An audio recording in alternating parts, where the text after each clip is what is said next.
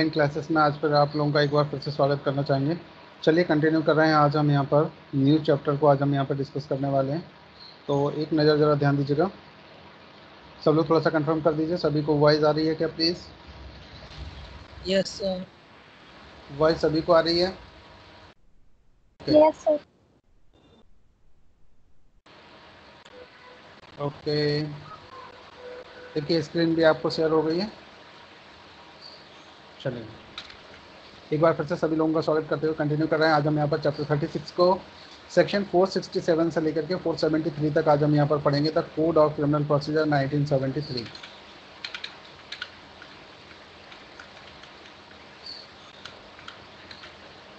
Chapter 36 जो related है वो है कुछ अपराधों का संज्ञान करने के लिए परिसीमा, यानी कि लिमिटेशन की बात कर रहे हैं। Limitation for taking cognizance of certain offences. फिर से रिपीट कर रहा हूँ, limitation for taking cognizance of certain offences. Section 467 से लेकर के 473 तक ये डिफाइन किए गए हैं। चैप्टर 467 में जरा ध्यान दीजिएगा, डेफिनेशन यानी कि परिभाषा की बात की गई। सेक्शन 468 में bar to taking cognizance after lapse of the period of limitation, परिसीमा काल की समाप्ति के पश्चात संज्ञान का वर्जन। सेक्शन 469 में commencement of the period of limitation, परिसीमा काल का प्रारंभ। नेक्स्ट देखिए सेक्शन 470 में exclusion of time in certain cases, यानी कि कुछ दशाओं में समय का अपवर्जन। सेक्शन 471 में exclusion of date on which court is close, जिस तारीख को न्यायालय बंद हो उस तारीख का अपवर्जन। नेक्स्ट देखिए सेक्शन 472 में कंटिन्यूइंग ऑफेंसेस, चालू रहने वाला अपराध। सेक्शन 473 में extension of period of limitation in certain cases, कुछ दशाओं में परिसीमा काल का विस्तारण।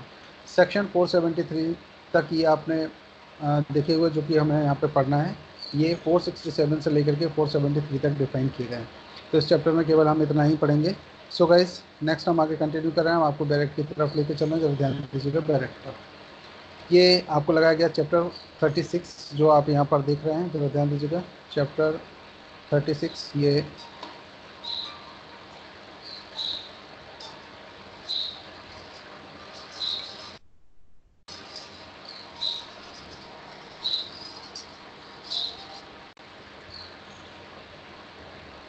जरा ध्यान दीजिएगा यहाँ पर। हाँ जी, ये चैप्टर 36 की हम लोग यहाँ पर बात करेंगे कुछ अपराधों का संज्ञान करने की परिसीमा के लिए। और सेक्शन 467 जो यहाँ रिलेटेड है परिभाषा की बात कर रहे हैं। यहाँ पर परिभाषा में देखिए क्या दिया हुआ है यहाँ पर। इस अध्याय के प्रयोजनों के लिए जब तक संदर्भ से अन्यथा अपेक्षित ना हो, परिसीमा काल से किसी अपराध का संज्ञान करने के लिए धारा 468 में विनिर्दिष्ट अवधि अभिप्रेत है। तो कौन सी है? सेक्शन 468 में। 468 हम लोग कहाँ पढ़ेंगे? 468 आप ये पढ़ने वाले हैं। देखिए जरा गिरा, अब यहाँ पर ज़रा ध्यान दीजिएगा। और ये फर्स्ट में क्या बोल रहे हैं इसके लिए थोड़ा सा डिस्कस कर लेते हैं हम लोग।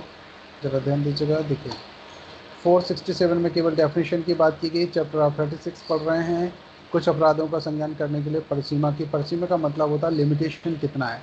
अगर कोई अपराध किया गया तो केस कितने समय में रजिस्टर्ड हो सकता है, उसका टाइम पीरियड कब स्टार्ट होगा, कब ख़त्म होगा, किसके बाद आप अपील नहीं कर सकते हैं। ये सारी चीज़ें हम लोग लिमिटेशन एक्ट में ऑलरेडी पढ़ते हैं। उससे रिलेटेड क्वेश्चन आपको यहाँ पर हम बताना चाहेंगे, उसके संबंध में जरा ध्यान दीजिएगा। इस अध्याय के प्रयोजनों के लिए जब तक संदर्भ में अन्यथा अपेक्षित ना हो, परिसीमा काल का जो मतलब है से किसी अपराध का संज्ञान करने के लिए धारा 468 468 जो ये आप देख रहे हैं इसमें यहाँ पर दिया गया, इस अवधि को अभिप्रेत है। मतलब इसके अंदर जो दिए गए उनके बारे में हम लोग यहाँ पर डिस्कशन करेंगे। चलिए ज़रा ध्यान दीजिएगा। सेक्शन 468 क्या है हम लोग पढ़ लेते हैं। देखिए सेक्शन आप पढ़ रहे हैं 468 और 468 में क्या दिया हुआ है? परिसीमा काल की समाप्ति के पश्चात संज्ञान का वर्जन। अगर कोई कोर्ट किसी केस को लेगा तो लिमिटेशन का जो टाइम पीरियड है उसी के अंदर उसे आगे कंटिन्यू करेगा, अन्यथा नहीं करेगा। तो यहाँ पर 468 के अकॉर्डिंग सब क्लोज आप यहाँ पर फर्स्ट पढ़ने वाले हैं। तो फर्स्ट जो सब क्लोज है उस पर ज़रा ध्यान दीजिएगा। उस पर क्या कह रहे हैं लोग यहाँ पर? इस संहिता में अनियंत्र जैसा अन्यथा उबंधित है उसके सिवाय कोई न्यायालय उपधारा 2 में विनिर्दिष्ट अपराध का संज्ञान परिसीमा काल की समाप्ति के पश्चात नहीं करेगा। तो क्या कहा गया?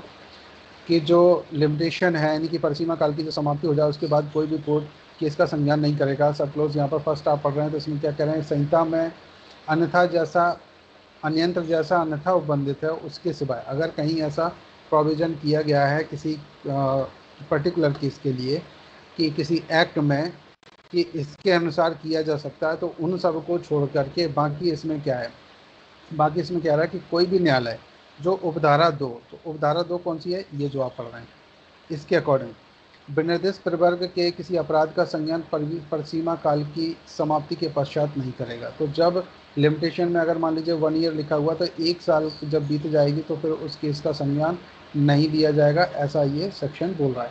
आप जरा यहाँ पे ध्यान दीजिए, सेकेंड में क्या दिया, परिसीमा काल की बात कर रहे हैं यहाँ सब क्लोज, ये कहाँ पर हम लोग बात करेंगे, 6 मास होगा यदि अपराध केवल जुर्माना से दंडनीय हो। अगर कोई भी ऑफेंस ऐसा किया जाता है जो इसमें केवल जुर्माने से दंडनीय हो तो उसमें केवल कितना उसका टाइम पीरियड रहेगा, 6 महीने। जरा ध्यान दीजिएगा, वीआईपी है, इन सबको वीआईपी कर लीजिए और ये बहुत ज़्यादा पूछा जा सकता है, प्रैक्टिकल में भी आपको काम आने वाला है। तो कितना टाइम होगा एक बार बोल के बता दीजिए, 6 मंथ यदि अपराध केवल जुर्माने से दंडनीय हो तब। अब जरा नेक्स्ट यहाँ पे ध्यान दीजिएगा, काम 1 वर्ष होगा यदि अपराध 1 वर्ष से अधिक की अवधि के कारावास से दंडनीय हो। ऐसे अपराध जिनमें पनिशमेंट केवल 1 वर्ष तक का हो सकता है उसकी जो लिमिटेशन है वो कितनी रहेगी, 1 वर्ष रहेगी। कहाँ लिखा हुआ है, कौन सा सेक्शन आप पढ़ रहे हैं, आप सेक्शन पढ़ रहे हैं 468 का सब क्लोज 2 और 2 का भी आप बी, ठीक। और यहाँ कौन सा पढ़ रहे थे, आप पढ़ रहे थे 468 का सब क्लोज आप फर्स्ट पढ़ रहे थे, और सॉरी सब क्लोज 2 और 2 का ए में कितना बताया गया, ऐसे ऑफेंस जो केवल जुर्माने से दंडनीय हैं उनके लिए 6 महीने का होगा, 6 मास का होगा। और ऐसे जिसमें 1 वर्ष से अनधिक की अवधि के कारावास से दंडनीय है उन अपराधों का संज्ञान केवल 1 वर्ष में लिया जा सकता है। 1 वर्ष अगर बीत गए उसके बाद उसकी कोई भी कंप्लेंट दर्ज नहीं हो सकती, कोई भी कोर्ट उसका संज्ञान नहीं लेगा। अब अगला जरा ध्यान दीजिएगा, गा नंबर में, अब इसको पढ़ लीजिए, इसके एक्सेप्शन भी होते हैं वो भी हम आपको बताएंगे। देखिए जरा ध्यान दीजिए, गा में क्या कह रहे हैं, 3 वर्ष होगा यदि अपराध 1 वर्ष से अधिक किंतु 3 वर्ष से अनधिक की अवधि के लिए कारावास से दंडनीय है। कितना होगा, 3 वर्ष। ऐसे अपराध जिनमें जो पनिशमेंट है वो कितना होना चाहिए, 1 वर्ष से तो अधिक हो और 3 वर्ष से अनधिक हो, मतलब 1 वर्ष से 3 वर्ष के बीच में हो कोई भी ऐसा ऑफेंस, तो यहाँ पर उसकी कंप्लेंट दर्ज की जा सकती है, इसके बाद नहीं की जा सकती। चलिए जरा ध्यान दीजिए, ये क्लियर हो गया सभी को। अब यहाँ देखिए जरा सब क्लोज आप 3 यहाँ पर पढ़ रहे हैं, 3 पर जरा ध्यान दीजिएगा, 3 में क्या कह रहे हैं, इस धारा के प्रयोजन के लिए उन अपराधों के संबंध में जिनका एक साथ विचारण किया जा सकता है परिसीमा काल उस अपराध के प्रति निर्देश से अवधारित किया जाएगा जो यथास्थिति कठोरतर या कठोरतम दंड से दंडनीय है। इसका मतलब समझ में आया। देखो अब इसको थोड़ा सा क्लियर समझ लीजिएगा, थोड़ा सा अलग से देखिए क्या कह रहे हैं यहाँ पर, सेक्शन आप 468 अगर आप पढ़ रहे हैं तो 468 का सब क्लोज फर्स्ट में कहा कि इस संहिता में जहाँ तक अन्यथा उपबंधित ना हो, ध्यान देना, अनियंत्र जैसा है,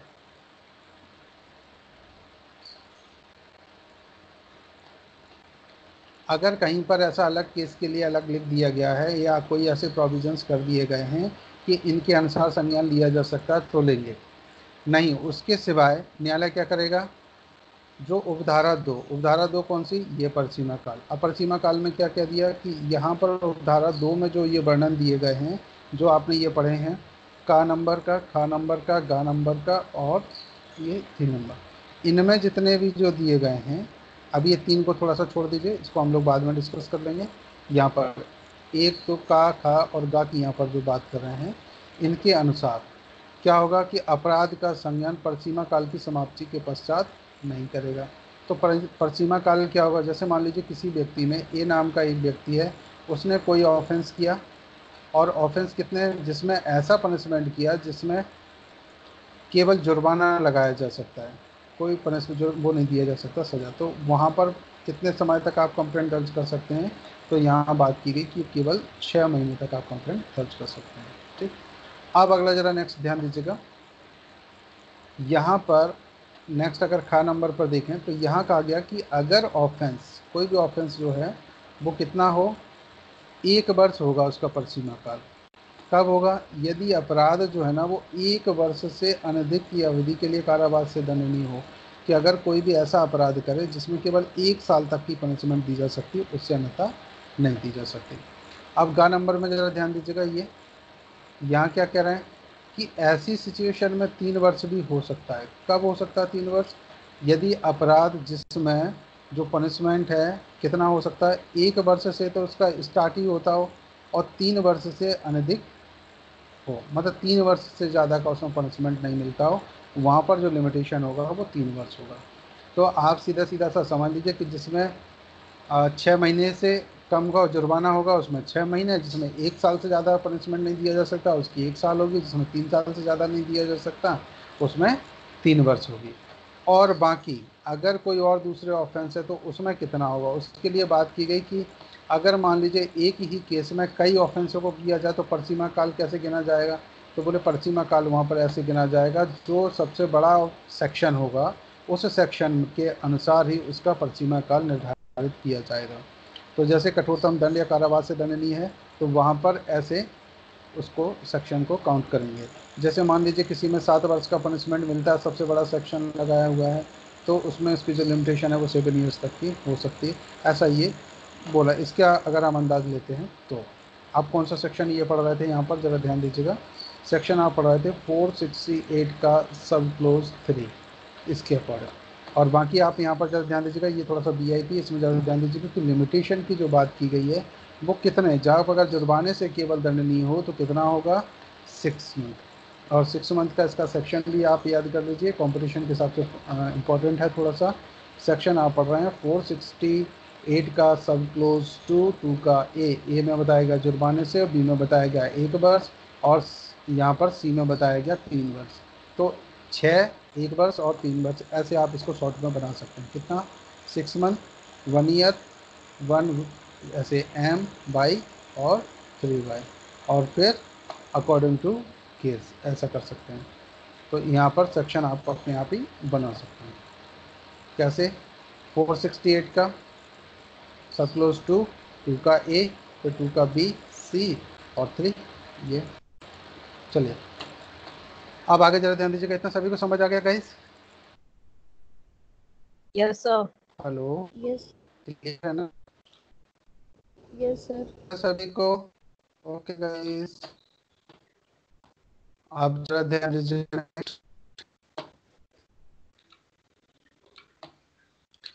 सेक्शन हम लोग 469 की तरफ, 469 में जरा ध्यान दीजिए। परिसीमा काल का प्रारंभ क्या होगा यहाँ पर? सब क्लोज आप यहाँ पर फर्स्ट पर, किसी संबंध में परिसीमा काल।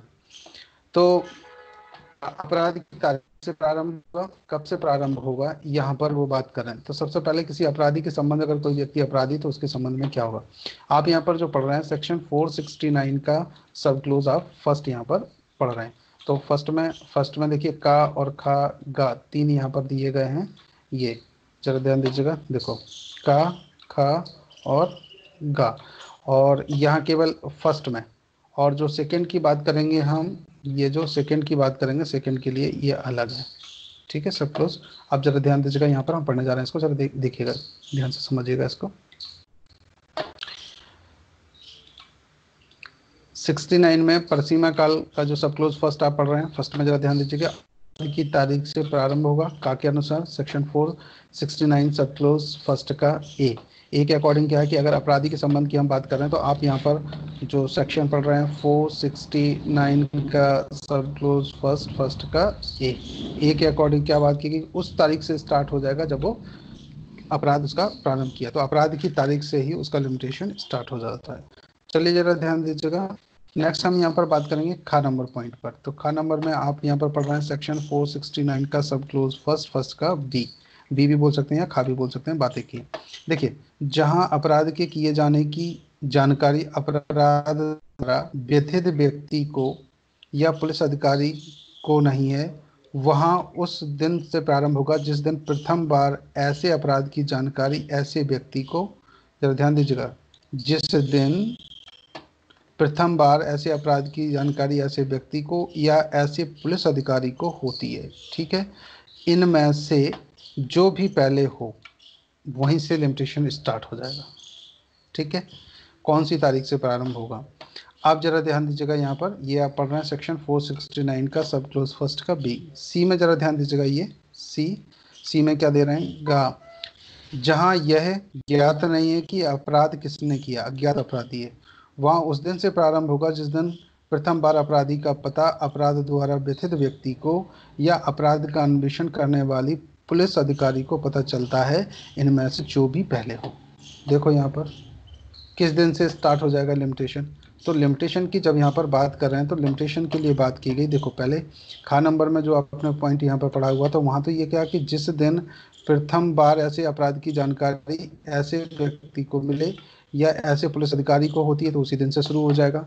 गा में क्या कहा कि जहाँ ज्ञात नहीं है, जहाँ अपराधी ज्ञात नहीं है कि अपराध किसने किया, वहाँ उस दिन से प्रारंभ होगा जिस दिन प्रथम बार अपराधी का पता अपराध द्वारा व्यथित व्यक्ति को या अपराध का अन्वेषण करने वाले पुलिस अधिकारी को चलता है, तो उस दिन से इसका लिमिटेशन शुरू हो जाएगा। अगला जरा ध्यान दीजिएगा, सब क्लोज 2। सब क्लोज 2 में क्या कह रहे हैं यहाँ पर, उक्त अवधि की संगणना में उस दिन को छोड़ दिया जाएगा जिस दिन ऐसी अवधि की संगणना की जानी है।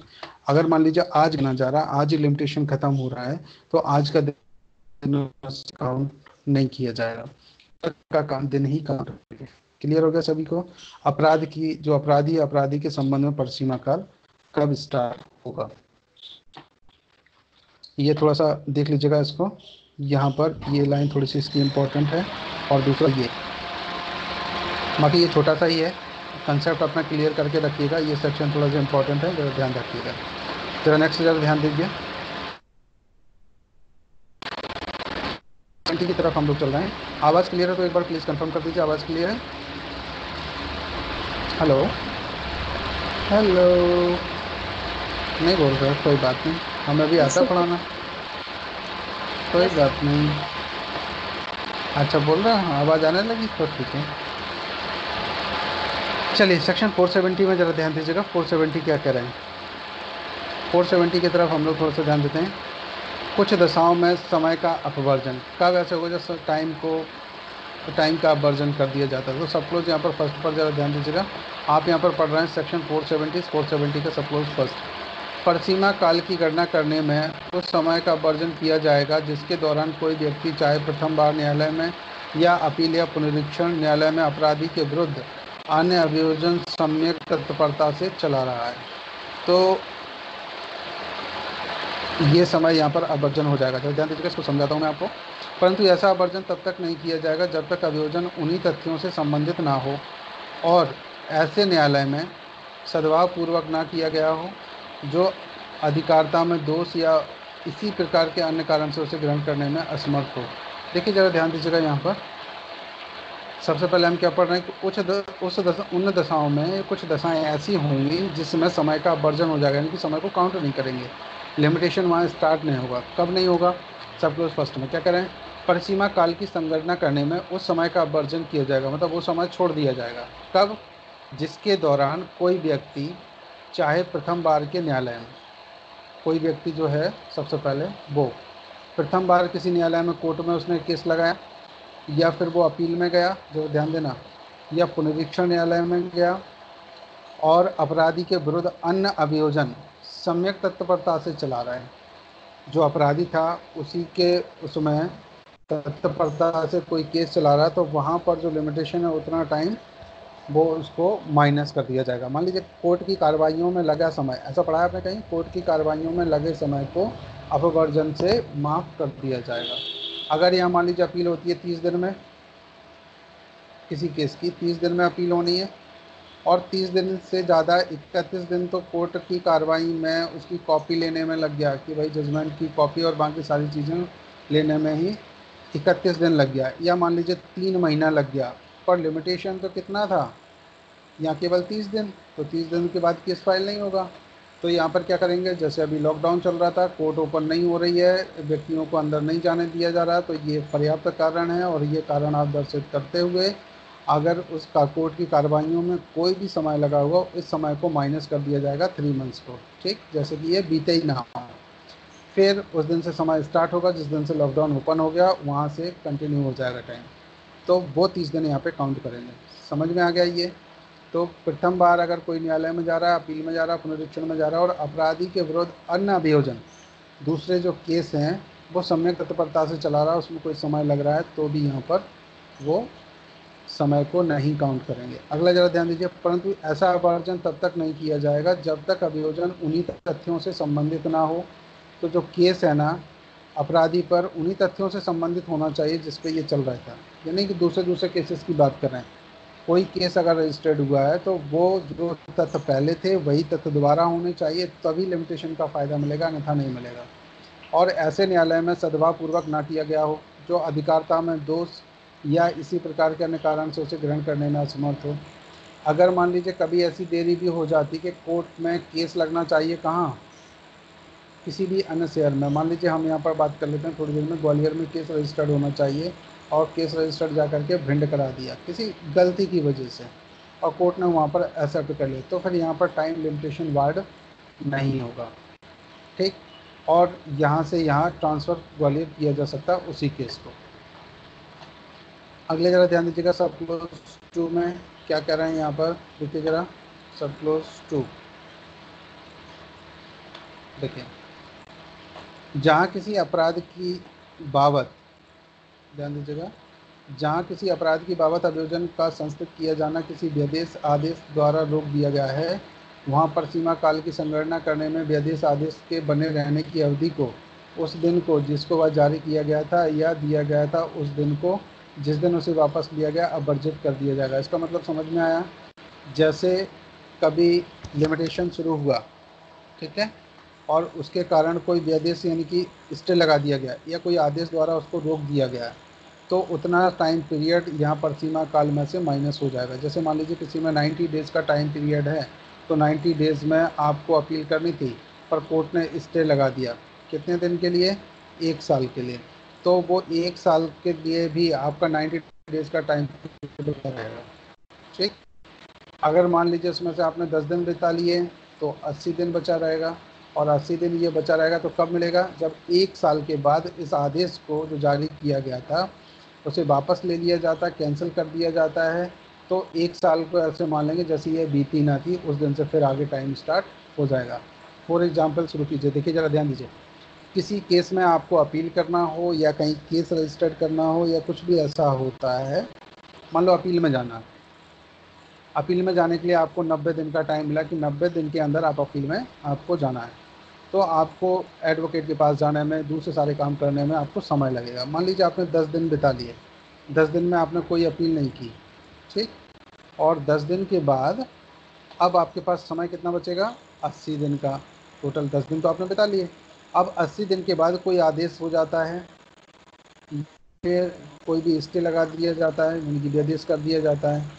तो ऐसी सिचुएशन में, और ये व्यदेश कितने दिन के लिए कर दिया गया उसी उसी चीज़ पर, बोले अगले 1 साल तक के लिए इस पर स्टे दिया जाता है। अगर स्टे दे दिया किसी चीज़ पर तो फिर क्या होगा, अब आपका टाइम पीरियड तो आपके पास 80 दिन बचे हुए हैं ना, 80 दिन तक आप अपील कर सकते थे, पर 1 साल में तो ये निकल जाएंगे। अब क्या होगा, तो जब ये 1 साल का समय पूरा हो या फिर कोर्ट के द्वारा या जिसने भी आदेश दिया हुआ है वो आदेश जिस दिन उसे वो वापस ले ले, जिस दिन भी वापस ले ले, मान लीजिए उसने 6 महीने में ये वापस ले लिया, तो समय पीरियड कब से स्टार्ट हो जाएगा, 6 महीने के बाद फिर 80 दिन आपके पास बचे हुए हैं। तब भी जिस दिन ये आप वापस लेंगे उसी दिन से आपका 80 दिन टाइम काउंट शुरू होगा, चाहे वो 1 साल के बाद हो, चाहे वो 6 महीने के बाद हो, या स्टे और बढ़ा दिया जाए, मतलब 2 साल कर दिया जाए, तो बिल्कुल 2 साल के बाद भी ये टाइम आपका 80 दिन बचा रहेगा। ठीक, तो आपके पास अपील करने के लिए पर्याप्त समय ऐसा हो सकता है। ये बात क्लियर हुई सभी को क्या? हेलो? Yes sir. नहीं, नहीं हुई Yes. क्या? अगर क्लियर ना हुआ करे तो भैया बता दिया करो सभी लोग, ठीक है? नहीं तो फिर सर क्लियर। ईडी, हाँ, नहीं तो फिर ऐसे तीर चलाने पड़ेंगे ये वाले। चलो ध्यान दीजिए, चलिए नेक्स्ट सेक्शन की तरफ हम लोग थोड़ा सा चलते हैं। देखिए जरा ध्यान दीजिएगा,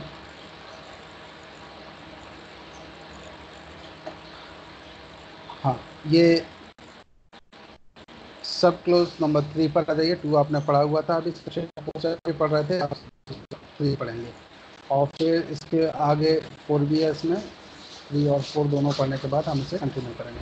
चलिए ज़रा ध्यान दीजिएगा, आप यहाँ पर पढ़ रहे हैं सब क्लोज 3 की तरफ हम चल रहे हैं। ज़रा ध्यान दीजिएगा, जहाँ किसी अपराध के अभियोजन की सूचना दी गई है, जहाँ अपराध के अभियोजन की सूचना दी गई है, वहाँ तत्व समय प्रवृत्ति किसी विधि के अधीन सरकार या किसी अन्य प्राधिकारी की पूर्व अनुमति या मंजूरी किसी अपराध की बाबत अभियोजन संस्थित करने के लिए अपेक्षित है। मान लो कोई केस रजिस्टर्ड करना हो और वहाँ पर किसी की पूर्व अनुमति लेनी हो या कोई मंजूरी लेनी हो, तो फिर केस रजिस्टर्ड करने में यानी कि अभियोजन के लिए, अभी जरा ध्यान दीजिएगा, वहाँ परिसीमा काल की संगणना करने में ऐसी सूचना की अवधि या यथास्थिति ऐसी अनुमति या मंजूरी प्राप्त करने के लिए आवश्यक समय अपवर्जित कर दिया जाएगा। तो जितना किसी व्यक्ति की मंजूरी लेने में या किसी ऑफिसर की मंजूरी लेने में समय लगता है, उस समय को लिमिटेशन में से माइनस कर देंगे। जैसे कि फॉर एग्जांपल आप समझिए थोड़ा सा, अगर किसी केस में 30 दिन का लिमिटेशन हो, कितने दिन का हो, 30 दिन का, 30 दिन में आपको एप्लीकेशन रजिस्टर्ड करनी है, पर इसके लिए किसी अधिकारी के आपको सिग्नेचर लेना आवश्यक है या फिर उससे कोई सर्टिफिकेट लेना आवश्यक है किसी अधिकारी। अब ये अधिकारी ने ही आपसे 30 दिन ले लिए या मान लीजिए 40 दिन तो अधिकारी में ही लग गए, तो इसका मतलब लिमिटेशन 30 दिन का ख़त्म नहीं होगा। तो जितना समय इस अधिकारी के उसमें लगा हुआ है उतने समय को माइनस कर देंगे 40 दिन, जैसे बीते ही ना हो। तो 40 दिन के बाद भी अगर यहाँ पर 30 दिन का समय बचा हुआ तो 30 दिन तक, अगले 30 दिन तक आप कार्रवाई कर सकते हैं। इतना क्लियर हो गया? स्पष्टीकरण में ज़रा ध्यान दीजिएगा, स्पष्टीकरण आप यहाँ पर ये पढ़ रहे हैं, इस पर ज़रा ध्यान दीजिए, स्पष्टीकरण में क्या कह रहे हैं। देखिए, सरकार या किसी अन्य प्राधिकारी की अनुमति या मंजूरी प्राप्त करने के लिए आवश्यक समय की संगणना करने में उस तारीख को जिसको अनुमति, ध्यान दीजिएगा, उस तारीख का जिसको अनुमति या मंजूरी प्राप्त करने के लिए आवेदन किया गया था और उस तारीख का जिसको सरकार या अन्य, या तो सरकार का हो या किसी अन्य की परमिशन लेनी हो, उसको उस प्राधिकारी का आदेश प्राप्त होगा, दोनों का अपवर्जन कर दिया जाएगा। जैसे मान लीजिए ये कहाँ पर ज़रूरी काम आएगा, जैसे केंद्र सरकार के कर्मचारी हैं, उन पर कोई केस रजिस्टर्ड करना है, लिमिटेशन कम है, केंद्र सरकार हो या फिर राज्य सरकार हो, दोनों की कंडीशन में ऐसा किया जा सकता है। तो यहाँ पर अगर ऐसा है तो इस कंडीशन के लिए ऐसा कर सकते हैं।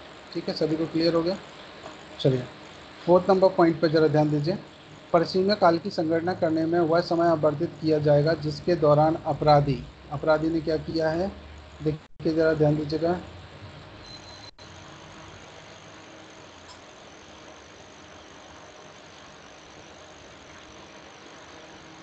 का और खा पॉइंट यहाँ पर दिया है।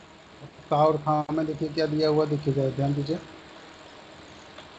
क्या कर रहे हैं यहाँ पर 4 नंबर पॉइंट में, परिसीमा काल की संगणना करने में वह समय अपवर्जित किया जाएगा जिसके दौरान अपराधी भारत से या भारत से बाहर किसी राज्य क्षेत्र से जो केंद्रीय सरकार के प्रशासन के अधीन है अनुपस्थित रहा है।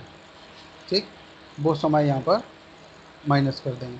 दूसरा, फरार होकर या अपने को छिपाकर गिरफ्तारी से बचता है, तो इन दोनों में समय का अपवर्जन किया जा सकता है। जैसे यहाँ पे ज़रा ध्यान दीजिए, देखिए इसके एक पॉइंट्स पर थोड़ा सा ध्यान देंगे हम लोग। क्या कह रहे हैं, सेक्शन आप पढ़ रहे हैं सेक्शन 470 का सब क्लोज 4।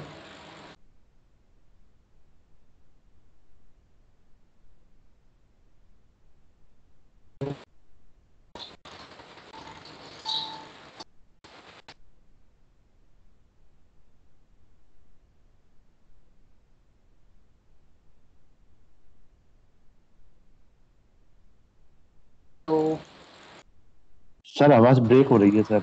हेलो, सर आवाज ब्रेक हो रही है। आ जाएगी, वो एक्चुअली कॉल की वजह से कोई बात नहीं, अभी आ जाएगी। अभी आ रही क्या? Hello, Yes, yes, yes sir, अब आ रही सर। तो क्लियर है गाइस? Yes sir.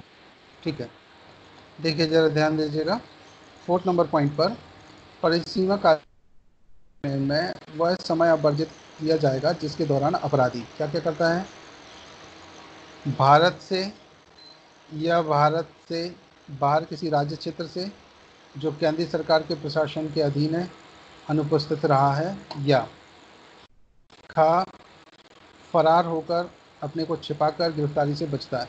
तो ये दोनों समय यहाँ कर दिए जाएंगे। ठीक है, अगला जरा ध्यान दीजिए, सेक्शन 47 सॉरी 471। देखिए जरा, यहाँ पर हम पढ़ रहे हैं सेक्शन 400।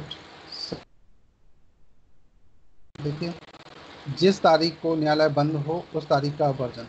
जहाँ न्यायालय की छुट्टी हो, न्यायालय बंद हो, उस दिन क्या होगा, तो ध्यान दीजिए। यदि परिसीमा काल, ये वीआईपी सेक्शन है, सेक्शन 471 को थोड़ा सा वीआईपी कर लीजिए आप लोग, क्योंकि ये कंपटीशन एग्जाम्स में पूछा जा सकता है। कई बार इसको प्रैक्टिकल भी लोग पूछ लेते हैं, उस दिन क्या होगा, कई बार ये पूछा गया कंपटीशन में। यदि परिसीमा काल उस दिन समाप्त होता है जब न्यायालय बंद है, तो न्यायालय उस दिन संज्ञान कर सकता है जिस दिन न्यायालय पुनः खुलता है। तो यहाँ पे जरा आप एक चीज़ देखेंगे, जब न्यायालय दूसरे दिन खुलेगा, जिस दिन छुट्टी होगी, संडे, संडे से बाद मंडे को खुलना चाहिए, और किसी कारण बस मंडे को क्लोज हो जाए कोर्ट, तो क्या होगा, तो मंडे को जिनकी डेट लगी होंगी या जिस दिन किसी का लिमिटेशन समाप्त हो रहा होगा, तो वो अगले दिन यानी कि मंगलवार को काउंट किया जाएगा। तो मंगलवार के दिन उसको आगे बढ़ाया जा सकता है। इतना क्लियर है सभी को? देखिए जरा ध्यान दीजिए स्पष्टीकरण में, न्यायालय उस दिन इस धारा के अंतर्गत बंद समझा जाएगा जिस दिन अपने सामान्य काम के घंटों में वह बंद रहता है। ऐसा नहीं कि रात को बंद रहता है तो बोले न्यायालय बंद है, तो ऐसा नहीं, रात के नहीं, काम के समय की बात कर रहे हैं। काम का समय अलग भी हो सकता है, अलग अलग स्टेट में अलग अलग है। देखिए, अगर आप राजस्थान में जाते हैं तो राजस्थान में जैसे गर्मियाँ होती तो वहाँ पर मॉर्निंग में कोर्ट शुरू हो जाते हैं, ठीक, तो ऐसा भी टाइम हो सकता है। अगर एमपी की बात करें तो एमपी में गर्मियों में या सर्दियों में सुबह 9 से लेकर के शाम को 5 बजे तक का कोर्ट रहता है जनरली। तो यहाँ सभी जगह जनरली 9 से 5 को हम मानते हैं, लेकिन हाँ, किसी विशेष परिस्थितियों में टाइम अलग से बदला जा सकता है। इस बात का आप ध्यान रखिएगा कि कोर्ट ऐसा भी कर सकता है। चलिए जरा ध्यान दीजिए, सेक्शन 472 पर थोड़ा सा देखेंगे। 472 में क्या दिया होगा, 472 की तरफ जरा ध्यान दीजिएगा। चालू रहने वाला अपराध, ये क्या होता है? चालू रहने की बात में हम करेंगे। देखिए, किसी चालू रहने वाले अपराध की दशा में नया परिसीमा काल उस समय के प्रत्येक क्षण से प्रारंभ होगा जिसके दौरान अपराध चालू रहता है।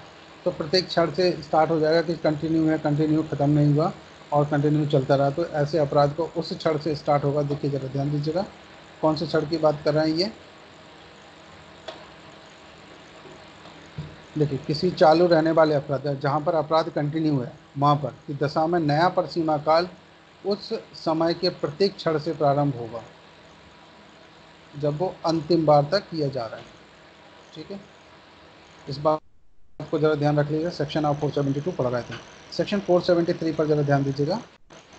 473 में देखें, कुछ दशाओं में परिसीमा काल का विस्तारण, कब समय बढ़ाया जाएगा, इस पर थोड़ी सी ध्यान दें। देखिए क्या कह रहे हैं, इस अध्याय के पूर्ववर्ती उपबंधों में अंतर्विष्ट किसी बात के होते हुए भी कोई भी न्यायालय किसी अपराध का संज्ञान परिसीमा काल के अवसान के पश्चात कर सकता है यदि मामले के तथ्यों या परिस्थितियों से उसका समाधान हो जाता है कि विलंब का उचित रूप से स्पष्टीकरण दिया गया है या न्याय के हित में ऐसा करना समीचीन है। सबसे बड़ी चीज़ है न्याय के हित में करना। अगर ऐसा लगता है तो यहाँ पर टाइम पीरियड को माइनस किया जा सकता है, उसको बढ़ाया जा सकता है।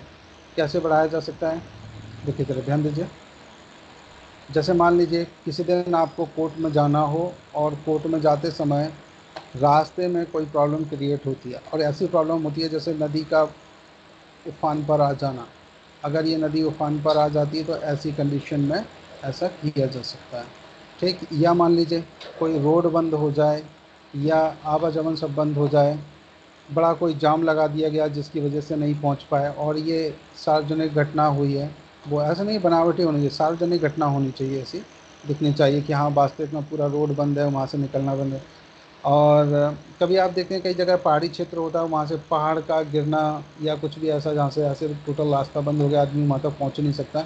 ऐसा कोई भी पर्याप्त कारण होता है, जैसे नेचुरल कॉज का हो गया या कोई उसका फिजिकल डिसेबिलिटीज़ के हो गए, ऐसे सभी कारणों में ऐसा किया जा सकता है। और यहाँ पर न्यायालय को अगर ठीक लगता है कि न्याय के हित में ऐसा ठीक है, तो वो यहाँ पर ऐसा कर सकते हैं।